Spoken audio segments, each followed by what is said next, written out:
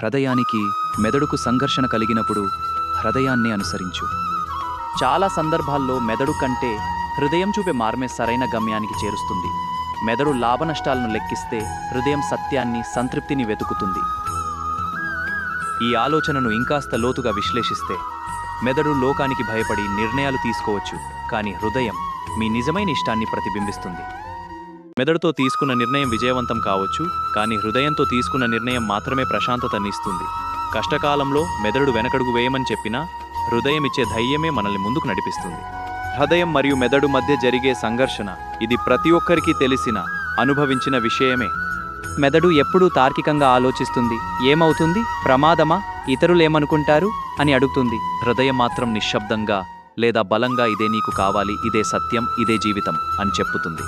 అలాంటి సంఘర్షణలో హృదయాన్ని అనుసరించడం అనేది నిజమైన ధైర్యం. ఎందుకంటే హృదయం ఎప్పుడూ మోసపోదు, అది మన అంతరాత్మ. మెదడు మనల్ని రక్షించడానికి ప్రయత్నిస్తుంది, కానీ హృదయం మనల్ని జీవించేలా చేస్తుంది.